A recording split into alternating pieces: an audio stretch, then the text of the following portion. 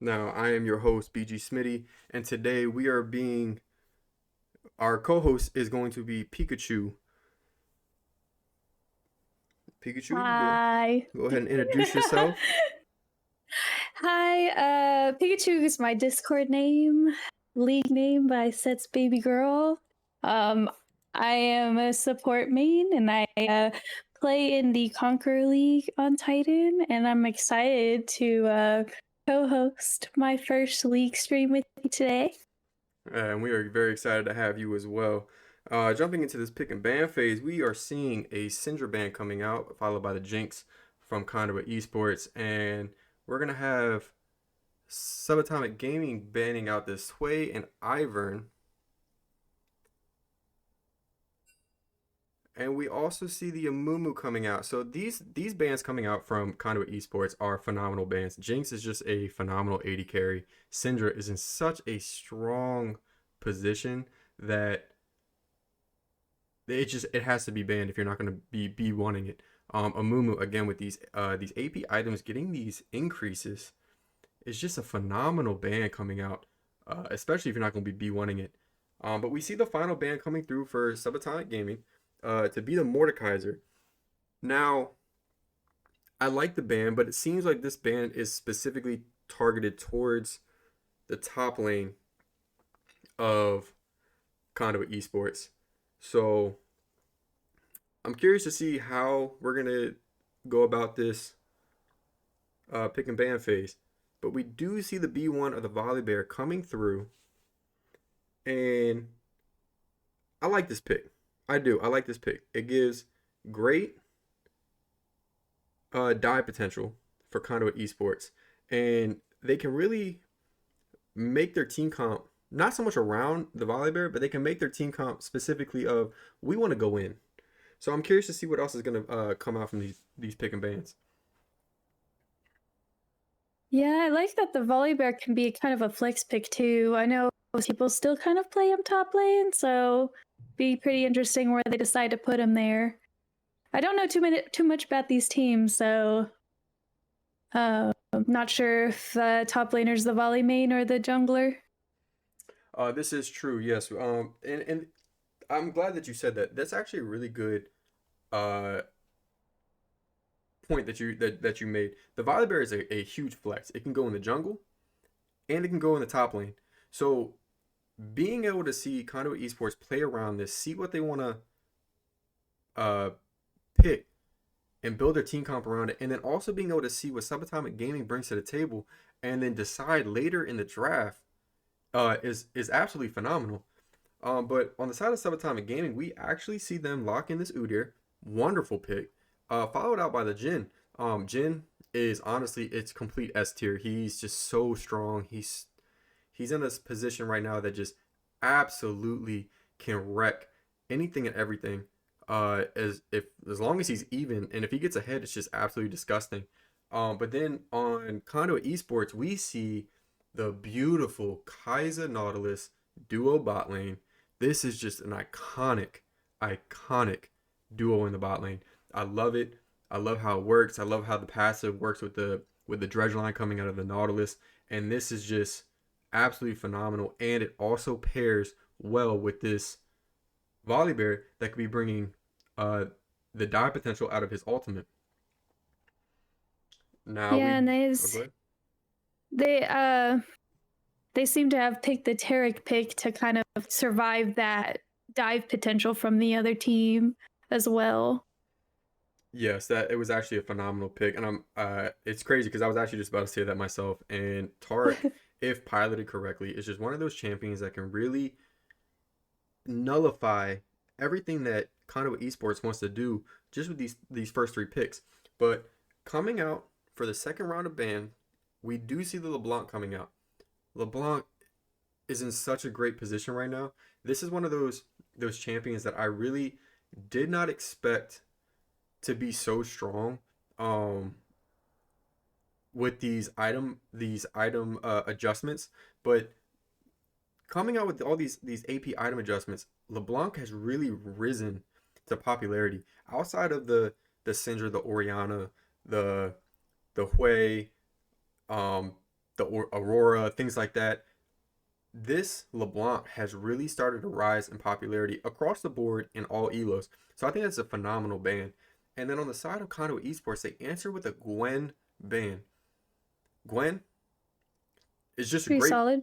it's a great Yeah. ban, especially for what uh Subatomic Gaming is trying to do in this draft. I think that would have been a great pick on the side of Subatomic Gaming. So banning that out was absolutely amazing.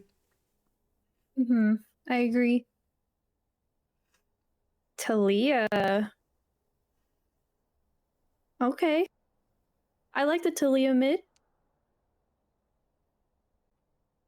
Should have a lot of potential roaming. Oh no, Oriana. Okay. All right, yes, I absolutely love this. The Oriana, uh, just in a phenomenal position right now, and that's a beautiful R4.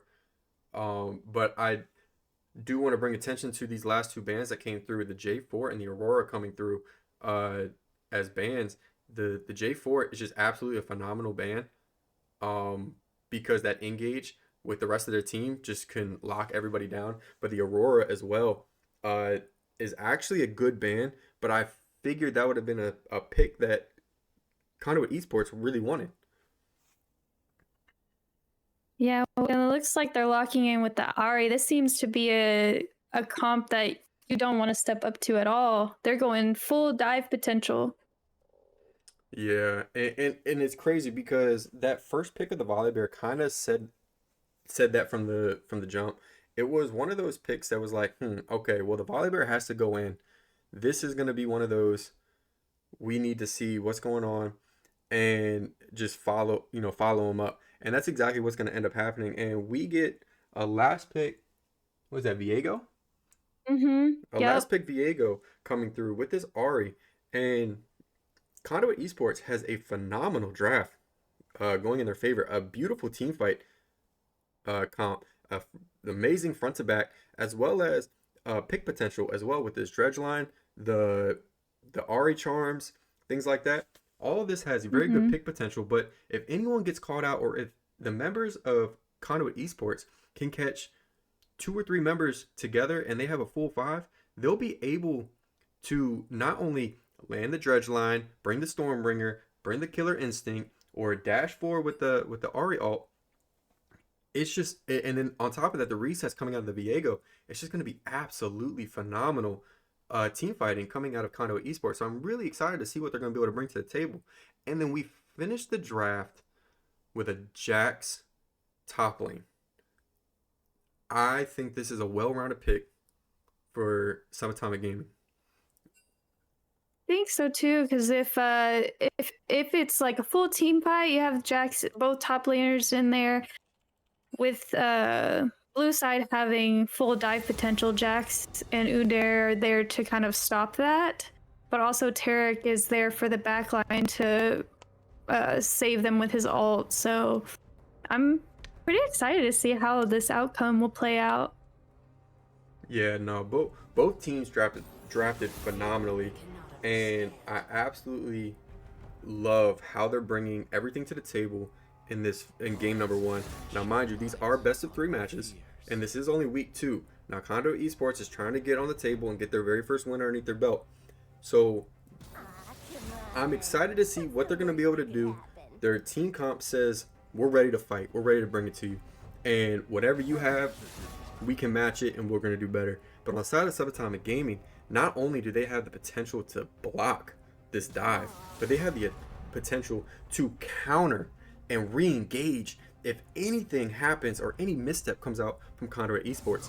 And it's just absolutely a wonderful picks coming out from both teams, and I cannot wait to see what they're going to bring to the table.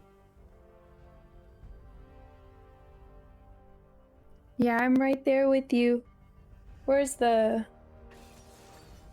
Do we have the timer on the... No, so as of right now, we are Okay. actually waiting for them to finish the pick and ban phase of everything and everyone to get in position. We Okay. are just going to wait it out, make sure that there is no crazy funky plays and anyone going in any different direction. Things like this being that the Jax is the jungle and the Udyr's in the top lane, something like that.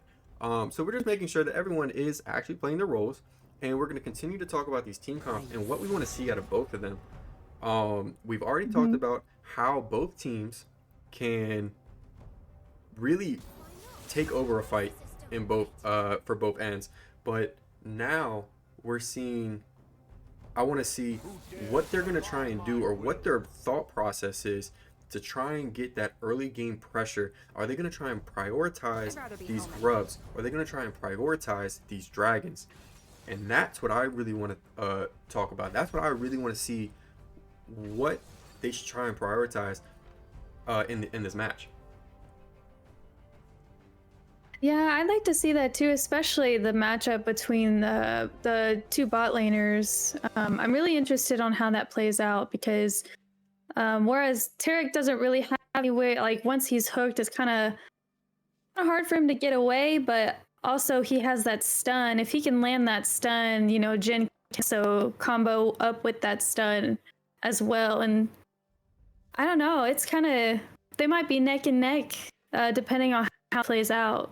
Oh no, Whether they respect Nautilus hook or Tarek lands those stuns really well. oh no, definitely. This is 100% going to be a 2v2 skill matchup. But then if we bring it into the 3v3 matchup with this Viego Mhm. and this Udyr coming through, because I do have confirmation that Jax is in the top lane and Udyr is in the jungle. So with this Udyr throwing into the mix with a possible 3v3 in the bot lane, I in the early stages of the game, I have to give it over to the side of Subatomic Gaming. But if anything happens, if any misstep happens, we are going to see uh, a snowball potential coming out from either side. Yeah, that's very true. Um, I agree with you there. I feel like I don't know between Viego and Udyr, who do you think would have the upper hand in the early game? In the early game, I have to 100% give it to the Udyr, but if the resets can come through for this Viego, even without level 6, Viego can definitely start taking over this game. Okay, I But definitely could see that for sure. Yeah. 100%. But with that being said, we are going to go into our spectator delay, and I will see you all on the Rift.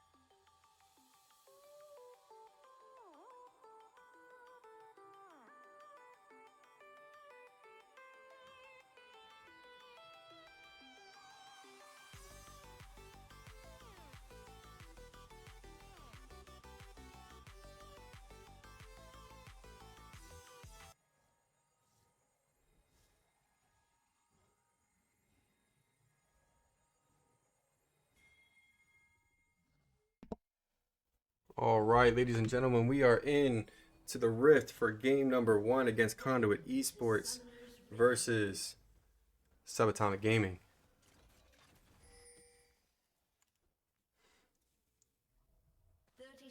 We see Subatomic Gaming stacking up as 5, while Conduit eSports is deciding to do a 5-point. I don't know if they thought that there was an invade coming, but the Nautilus could have been a strong invade possibility. Looks like they're trying to get some vision together just to stay safe. They are very threatened by that early gank Nautilus. No, definitely. Having those defensive wards placed from Subatomic Gaming in the bot side river for possible entries, that was smart by them. And then double backing to make sure that no one went for an invade on their side. Though we do see a nice ward coming through from this Ari on top of the Raptors, trying to figure out exactly where this Udyr is starting. We are going to have standard lanes. There's not going to be anything wonky, but Thundermake Buster was actually able to get a ward on Conduit eSports Raptors as well. So we're going to see who gets spotted first and what the information is that's going to come out from both sides. Yeah, and those early deep boards really help the laners kind of figure out how aggressive they should be pushing their lanes. And wow, that was such a big chunk off of her health. They're like even in health now. Yeah, both. Ooh, Thunderwave Buster just barely getting tagged by that RIQ. They're really playing with each other's health bars at this moment. But Subatomic Gaming is gonna see this Viego on his chickens, and they're gonna know that he's coming for this gank. So let's see what happens. Is he gonna be able to get anything, or is he just gonna waste some time? Charges up. Ooh, a nice flash, but he's gonna miss the stun. The flash comes out from the Ari, and the charm just goes wide. And Thunderwave Buster is gonna be able to get out, and everyone expended their flash. This was a very good gank coming out of this Viego, and I'm excited to see how he's going to try and punish this Orianna while he can. But because he doesn't have flash, if he gets caught out himself by this Udyr, it could be detrimental for the side of Conduit eSports, but we're going to have to wait to find out. So we got bot lane. Red side is actually taking over lane prio now. Yes, I was expecting the Nautilus to be a little more aggressive, but I think he may be waiting his moment. Ooh, a flash coming out of the Udyr, but the stun's not going to follow. Jax was there, but now the volley's here to try and answer this. But we don't know if anything's going to come of it. They're trying to chase him out. The Ari's roaming up, but mind you, there's no... Okay, a stun comes through. The charm follows. Now the counter strikes in. They're going to try and focus their damage, but their damage is split. Now the flash comes out of the Jax. This Udyr is just doing massive AoE damage, but the Udyr is going to go down. The first blood's going to transfer over to this Ari, but Orianna's able to pick up another, and the Viego is going to be able to kill this Orianna, giving a nice 2-to-1 trade going in favor of Conduit eSports early in this game. Oh, is this Jax going to be able to get out? The auto attacks are coming through. The Q follows, and that's going to be another kill coming through for Conduit eSports, bringing them to 3-to-1. Just extremely early on in this game. Ooh, that's going to be kind of tough for the red side, giving Viego that early lead that he needs to kind of excel throughout the game. Yeah, no, he definitely was able to get ahead. This 2-0 lead is really going to be beneficial for this Viego. So, but the Udyr definitely has a faster clear speed. So it may not be the end of the world, but it's definitely going to be a little bit challenging. But oh, the stun comes through onto this Nautilus, and here comes the Udyr. Now they're turning all their focus, all their damage onto this Nautilus. He's just one tap, and the Udyr is going to be able to secure that kill. And everyone else is going to be able to get out unscathed. The Viego was nearby, but this clear speed coming out of this Udyr was the clear deciding factor of why he was able to get that gank off onto this Nautilus in the bot lane. Now they're able to secure the dragon pretty safely here. Early dragon. Oh, we must have had a pause Oh, coming through. If there's a pause coming through, I'm gonna go ahead and I'm gonna take us to uh our replay screen for the time being. Just for the time being. But okay, all right, and we are actually back into game. It was just a quick little pause, nothing too crazy. But we are gonna see this dragon going over into the favor of Subatomic Gaming. So because they were able to get this, they're gonna get a nice back off. But now, mind you, grubs are spawning in 10 seconds, and all of Conduit eSports is already standing by and ready for these things to spawn. So they're really gonna prioritize these grubs, which I think is very smart. yeah, and it looks like they'll be able to get the grubs without any issues because of their top laner having a lot of prio. Seems like their mid lane is keeping Ari pretty busy. Yeah, he may not have had Support full on the red prio. side. Yeah, support on the red side kind of was late to the action. Yeah, it's not. I mean, it's not the end all be all. They were able to trade three. They traded the three grubs, which is not the end of the world. But Subatomic Gaming was able to secure that very first dragon and the very early first dragon at that. So, because of this, uh, both sides were able to trade massive, uh, massive early game spikes that could make or break the later stages of the game. But right now, we're seeing this Jhin stepping forward. The stun is not going to come through onto the Kaiser, but he does get rooted. They're going to back off of the Dredgeline lands, and now they're turning the focus onto this Taric. But Taric can heal, but Kaiser is a lot stronger than people give her in this early stages of the game. Especially if, Oh yeah, if she that can burst practice damage passive. hurts. Oh yeah, no, the burst damage that comes out from that passive, especially with a W hit, is absolutely disgusting level 1. Even with just a Doran's Blade. But, mind you, this Jhin is already sitting on a Dirk, where Kaiser has yet to have a back. So this Jhin is significantly stronger in these trades. So hold on, Udyr is trying to roam. He's trying to come down, but this is the 3v3 that we were talking about. And now they're trying to turn the tides onto this Viego, but he's going to have to flash out. Meanwhile, in the mid lane, the Charm's going to come through on a Thunder McBuster. He's trying to get some type of damage down into this Ahri. Ahri's going to dash forward. Now we're going to have a massive shockwave coming through, but the Ahri is going to end up going down in that 1v1, and Thunder McBuster is going to be able to secure that solo bolo against the Ahri. Wow, that's some quick fingers right there. Absolutely. Absolutely. And this actually puts Thunder McBuster on this Orianna in a very good position. He's going to be able to get a very strong buy off of this. And it's only going to push his lead that much farther. Let's take a look at these items here. So Udyr has a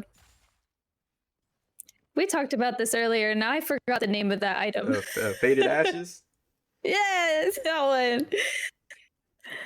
So it looks like he has a component, whereas Viego got some boots and 2 components. I guess they're kind of, if you want to look at the type of items that they're building. We did have another pause slightly, but it wasn't long at all. Someone must be having some ping issues on the Rift, but it seems to be getting itself figured out. This Viego, though, I'm going to assume is building a Triforce, but if he's not, it's got to be a Kraken, because I believe they have the same items outside of the Sheen. No, I think this is a Kraken going for the Viego. I believe this is the Kraken build. Okay.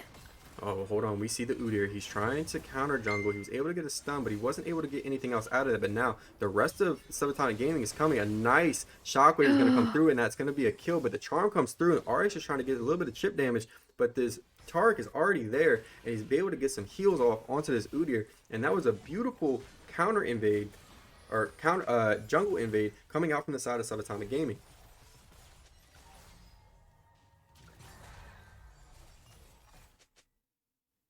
We got Ori with a 3-on-1 lead. had Yeah. that lost chapter, so she can really just spam her abilities, especially with that blue buff. No, So definitely, definitely. she definitely could take over this lane for now, for at the time. I do want to bring your attention though to the Executioner's Calling coming out of this Jax early on. I think this is huge for the side of Subatomic Gaming. I'm a big fan of Grievous Wounds, and having that Grievous Wounds, because this Jax is going to be able to jump into the middle of these frays to be able to allow, or to be able to not allow this Volibear, Oriana, I'm sorry, this Volibear, Viego, and Ari not to be able to heal as much as they would like during these fights. Dredgeline goes, but it's not gonna land. But I think this is beautiful Oh, itemization coming out from the Jax. oh yeah. He was able to land a pretty big chunk on Volley. And without that heal, it's kind of tough for Volley to really sustain himself against him. Especially for the longer fights, which is what Jax wants. Exactly, exactly. Jax definitely wins out on these longer trades against the volley, but the stun's gonna land, the root's gonna follow, but here comes the Nautilus. I don't think this is a winning trade for the side of Subatomic Gaming. They're gonna just have to let him go, but the counter strike comes through onto this volley bear. The ultimate's gonna come out of the Jax, but the volley ults. But now Jax is just going ham on him, and it's not gonna be enough. Dredgeline lands. Here comes everything else, but now the ult comes through for the turret, make everybody invulnerable. The curtain calling comes, but here's the Ahri on the outside. The charm's gonna land. The flash comes through, and now the stun. Ahri's gonna have to jump to safety over this wall. He only has one charge left, and that's just gonna be some key abilities going down. But there's nothing that's really too prevalent on the rift that needs to be taken. So that was a nice little scrimmage coming out from both sides, but no one going down in the long run. No, looks like Tarek's ult will be down for what, like About a minute and three, a half. 4 minutes, a minute and a half. Yeah. About a minute and a half, 2 minutes. Mm. It's about a 2 minute long cooldown. At this point, probably about a minute and a half until it is fully back up. But that's not the end of the world because Mm. Dragon's not up until for another 3.5 minutes. There's no Herald until for another 2 minutes. So even if they wanted to fight around this Herald coming up in the next minute and a half, he's gonna have his ult in time. Mm-hmm. Now, Thunder McBuster does have a full Ludens, and he is up about 20 CS over this Ahri. I like what he's doing. He's bringing the pressure. He's able to get these roams off. And he's doing exactly what he needs to do. He's pushing his wave and he's roaming with his jungle.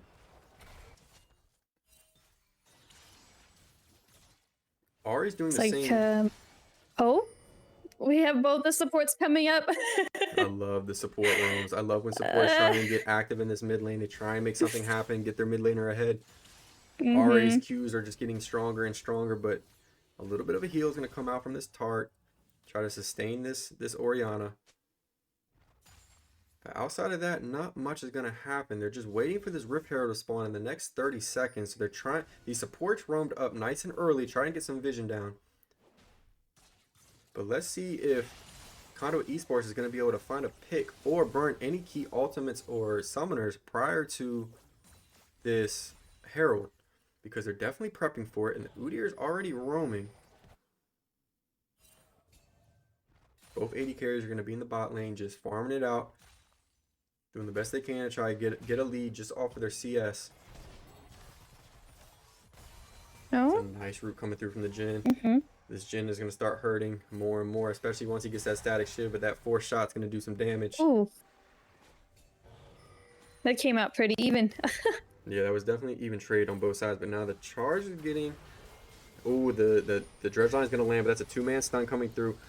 Now everyone else, the Oriana ball is just going to be sitting there as defense, but now that's a massive three-man shockwave coming through, but here comes the rest of the ults for this Taric, and now they're going to follow. They get 3 kills, and now they're trying to get this Ahri while you can. The Oriana trying to get out, but the flash comes through, and it's not going to be enough. The Ahri is still going to go down, but the Oriana falls, and that's going to be a 3 for 1, well, I'm sorry, a 4 for 1 trade in favor of Subatomic Gaming.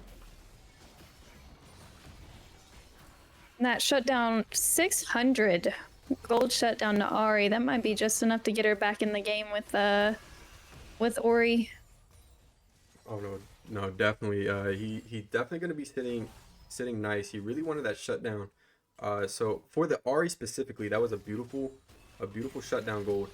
But for the side of Conduit eSports, that was not a favorable fight, and it kind of put them a little bit farther behind. Though the gold lead is only about a 1K gold lead in favor of Subatomic Gaming. Hmm.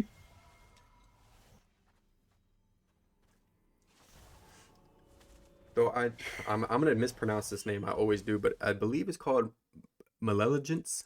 Maleligent. I can't say the word. Malignant. Malignance. There we go. I can never say the word. I apologize. But Ari, building this is a key component on this Ari. This is really going to bring a lot of team fight pressure. But hold on, this Ori's going to get called out. Oh. The Thundering Buster is going to have to try and do something. But here comes the Udyr. The massive shockwave is going to go through. But this Viego is going to be able to secure the kill. The stun's not going to land. He's going to ult away. But they're trying to get these kills. I think they're going to be able to run them down. Subatomic Gaming able to trade 1-for-1. Now the curtain calling comes out, but no one's going to be in the curtain calling. He's going to have to go ahead and cancel that out. But that's going to be a 1-for-1 trade going in the favor. I'm sorry, just a 1-for-1 trade. But oh, hold on, the Ari coming through, but the stun's going to land. He has no more ults. Everyone's trying to jump onto this Ari, and that is going to be a dead Ari. But now, can they return the kill onto this Tark? The killer instinct's going to come through, but it's still barely enough that the Nautilus is already going to fall. So it's a 2-for-1 trade so far, but now they're trying to get this Kaiser before he gets under the tower, and he is going to get under the tower, but a double kill goes over to the Udyr, and he gets out alive. He gets out alive. While we have the opportunity, everybody, I'm going to run this replay back real quick. When you see how this went, the Ari had 1 charge left. He dives forward, trying to land that charm onto the Udyr, but it just barely missed. And while everybody was able to just dive onto him, it became a 3v2 real quick. And then they tried to focus down this Tark, but it just wasn't enough. And then they finally were able to get him. And then it just was a clean dive after that for the Udyr. But going ahead and jumping back into live, not much is going on outside of that. They are really bringing everything to the table. Both teams are playing amazing, and it's only a 2K gold lead going into the favor of Subatomic Gaming right now. But this dragon's up. It's dragon number 3. We are on an infernal rift, so infernal rift for this game. So this is going to be massive for either team, and these dragons are really going to start becoming a priority. We get a rift herald charge. Not too much else is going to come out of that, but that was just to buy time for this Udyr to be able to secure this dragon. This is the infernal. Is it? This turns the map, right? No, it's the third one. No. After the first 2 dragons, it then becomes a new dragon. So, a nice flash stun root coming through the chain CC, but the killer instinct is going to follow. Now everybody's underneath the tower. D-Shot is trying to do his best to just get everybody out, but that shockwave is going to land, and the curtain calling is going to land for a double kill onto this Jhin. This is massive. The Jhin sitting at 4-0-3 already has a collector, is disgustingly strong. Is what, even though he might be down in CS, he is ahead of this Kaiser in every means necessary. Counter-Strike coming through, it is not going to land. The ult has to come out of the Ari. Meanwhile, Viego stealing a red buff. He's going to try and get out, see if he can get out of this alive. He ults over the wall prematurely. But there's plenty of Subatomic Gaming members around. Oh, he is going to be able to get that back. We will be fine. This Tark taking some chip damage. Trying to get rid of some of this vision here. Oh, definitely. Both teams playing phenomenally. And if you look at the map, Subatomic Gaming has vision everywhere. They know exactly where this Viego is and isn't, and or if the support is roaming. I will say, though, that blue ward up where Udyr is right now, very good ward. No one ever checks that bush early on. No, it definitely takes a couple minutes. Usually most people start checking that brush around the 27-minute mark, give or take, unless someone really just passed kind of awkwardly for like a Baron attempt. But speaking of Baron is going to be spawning in 10 seconds, and the next Infernal Drake does not come up for another 3 minutes. So we're going to see both teams really posturing around this top side, but we see we see Subatomic Gaming really trying to pressure and proxy these waves, and now they're looking to go in. They get the stun, they get the root, and here comes the ult coming out of the turret. They're trying to continue to run down D shot. Will he be able to get out? The calling comes up. The counter strike is up. The volley ults backwards, but it's not going to be enough. And threads the needle.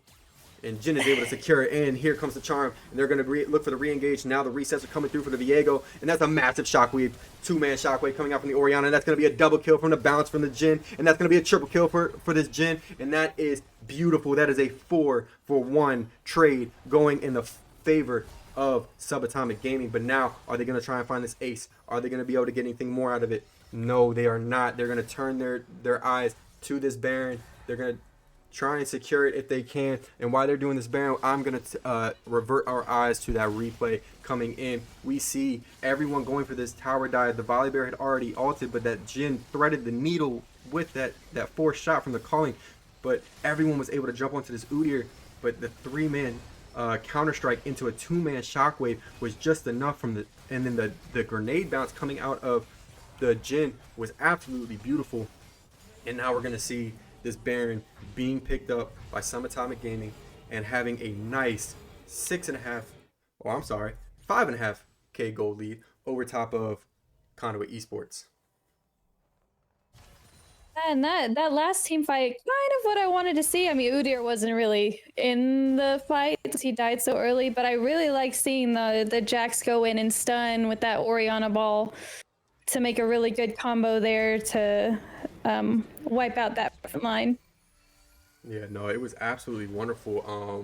Subatomic Gaming really played to their strengths in that team fight, and they played around what they could and couldn't do for it as well. Even though they had to go underneath the tower, they knew their limits, they knew their strengths, and they were able to secure a nice 4 kills. And this Jin sitting at 8-0-3 with a completed Infinity Edge, a completed Collector, and he's working towards that rapid fire cannon right now. He is disgustingly strong.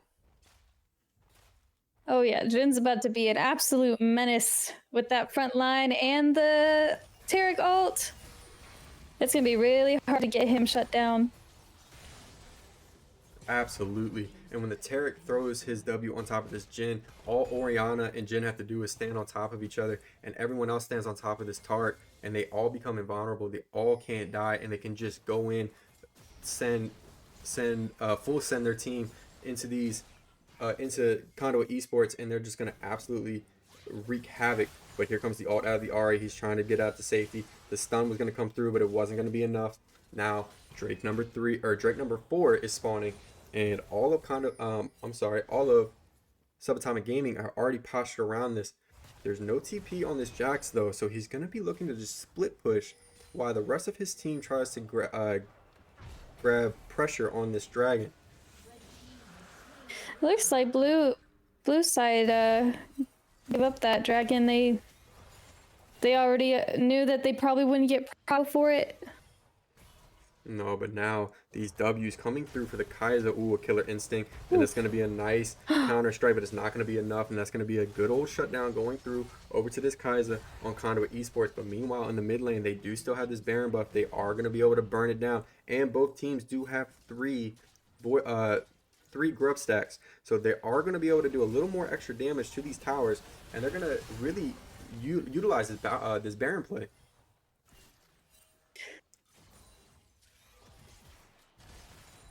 I think at this point, the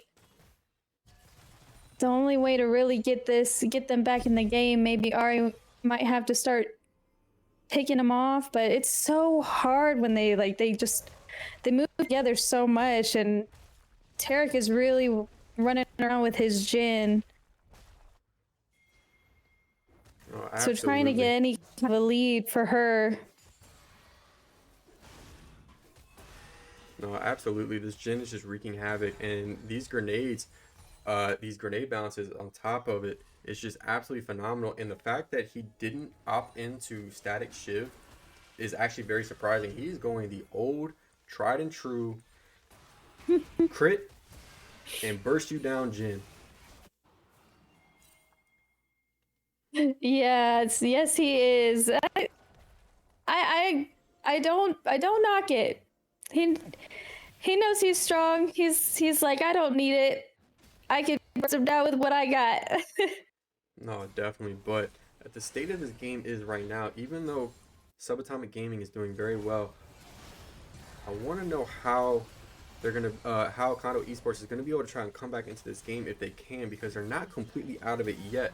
But they Subatomic Gaming are able to secure that tier 2 tower in the top lane. They are fully they're a 4-man stack running 4-1 with this Jax in the bot lane, which is exactly what I want to see. Whether they have Baron or not, this is exactly what I want to see.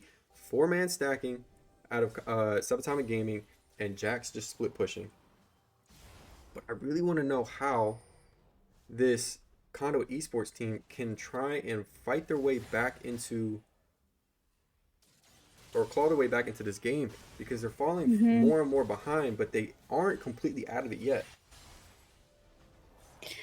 Yeah, I'm kind of curious too. I mean, it's kind of hard with the Jack split, and I'm not too sure if Ari can really match him. Their best bet might be to have Ari kind of play side, like in jungle area, and maybe try to get a pick off. But I'm not sure with how beefy their front line is. It's kind of hard for her to really do some poke damage on them. No, exactly. And personally, I really want to see the Volibear match this Jax. Ari is too strong to be having to match the Jax in the side lane, because if any type of scrimmage comes off in a 4v4, this Ari needs to be there, because that's the only way that they're going to be able to even have remotely be able to get some of these wins in a fight with a nice clean charm and resets on that ult. The Ari just needs to be with Conduit esports. Baron up in 20 seconds, so looks like these teams are going to start fighting for vision over that. Red side's just like, this is my jungle now.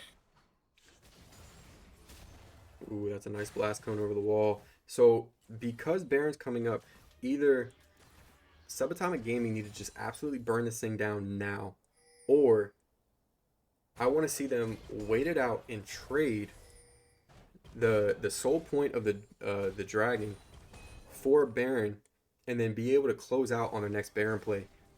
If they're not going to try and burn it down now, or if they're not going to be able to get some picks, I want to see them just trade it for the dragon and really focus their lanes and really focus on breaking open this base and being able to get ahead. But ooh, there's a nice ultimate coming out of the Volibear, but I don't think it's going to be enough. The Nautilus is here. The ultimate's going to come out. He's going to follow up with a nice little root. He's waiting for the dredge line. Here comes a killer instinct coming through, and that is going to be a kill going over in the favor of Conduit esports onto this Jax. But meanwhile, Subatomic Gaming was able to secure that Baron. At least in a way, Jax won't have the Baron buff, so it would make split pushing a little less difficult for Volley to match the Jax if he does. Because split pushing Jax with the Baron buff would be absolute killer on this team. Oh, 100%. And now we're looking to see this base get broken open. This is exactly what I mean. The Jhin is just so strong. He's just bursting down these towers. Now the calling is coming open. That's a massive 3-man shockwave, and everyone's trying to get out of the calling. Everyone's trying to walk away, but all of Subatomic Gaming is just running them down. That's a double kill going over to this Udyr. Now they're trying to get some more. They're trying to get another kill. The Jhin is able to secure another. Now they're running down D-Shot. He's going to dredge line back to safety, but it's not going to be enough. They're going into the fountain, and they're trying to get a clean ace, but they're not going to be able to. They're going to be able to get this inhib, and they're going to work towards ending this game. Can they do it? The Ari is the only lone survivor. They're all focusing onto this tower. The flash comes through. The counter-strike misses. But everyone else on the side of Subatomic Gaming is going to be able to secure that win. And this is game number 1. But while we have the opportunity, I'm going to throw that replay back for that final fight. Everything was going great. The calling came up, but that massive 3-man ultimate coming out of that shockwave was just huge. It turned the tides. Everyone automatically thought they needed to start running, and the stuns come through. The ultimate came down from the Tart, and they just were running and gunning, and they were trying to get everybody. And even though they misstepped and went underneath this tower, or underneath the fountain, it wasn't enough for them to just finish. For them to throw the lead. They were able to back off, recompose themselves, and they were able to finish out that game for a nice 1-0 victory so far in game number 1. Yeah, and the Jin closed that game out 9-0. My goodness. That's like that's like what you really want to see out of an ADC, you know, just out there killing the whole team without being touched whatsoever. Exactly. But that is going to conclude game number 1. I'm going to see you all